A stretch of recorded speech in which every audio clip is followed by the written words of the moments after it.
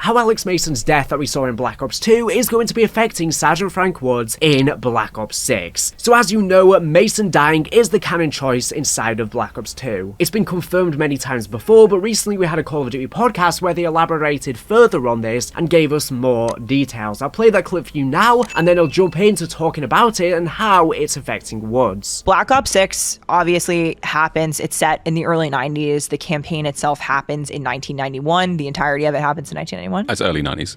Yeah. For those who counting. Just confirmed. Yeah. It follows the events of Black Ops Cold War. So the Cold War is over.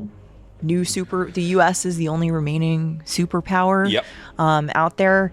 And it's also directly tied to Black Ops 2 that are set in the 80s. And that obviously includes Hudson and Mason dying. Yes, they are dead. I am sorry. We do. But I did see a lot of people confused about that. They're dead.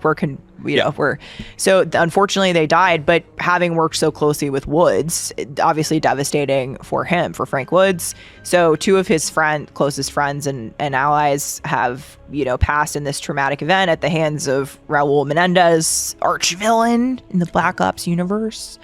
And Woods is traumatically injured. Woods is traumatically injured. Woods is, he's out of the field now. That's like a very not Frank Woods thing. He's pissed, frankly. He's been injured. He lost his best friend. He's behind a desk. He hates it.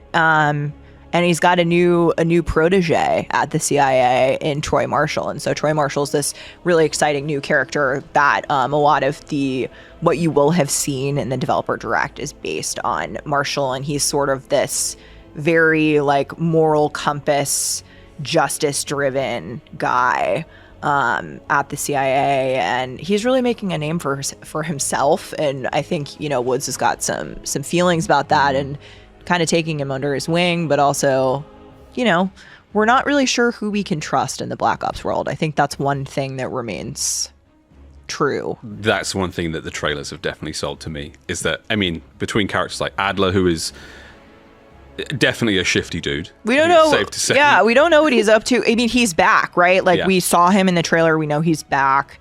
They talked about him a little bit, but I think one of the biggest things with Black Ops 6 and that signature Black Ops experience is sort of old friends or allies might be enemies, and your enemies formerly may become your new allies. I think it's that subversion of kind of what you know and trust, and flipping that on its head and being what what is that, and what does it mean for our heroes going forward. Cool. Just the fact that it continues on for me from the Cold War campaign is great. The Cold War, that whole game for me was such a strong vibe, and obviously coming into the 90s, the early 90s, 91, even more sort of powerful imagery. And I grew up, I'm a 90s baby.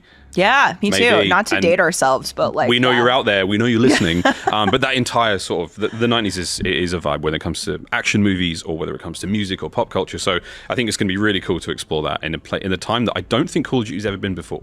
It's a new time frame from Call of Duty, and certainly for Black Ops 2 makes the most sense. There's so many.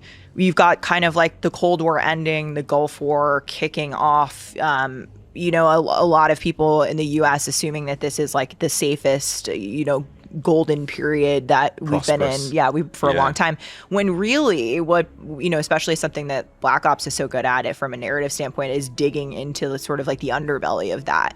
Of course, we're not based entirely on real events. We're inspired by historical touch points, and I think what you see.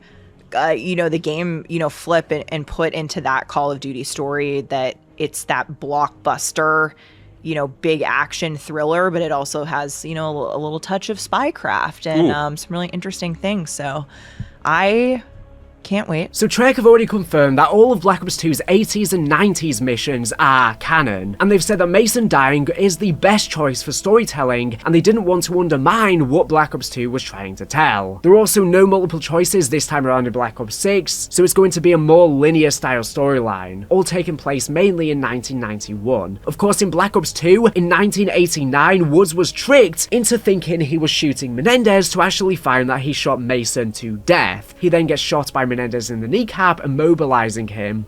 He even has people in the CIA. Mason! Menendez!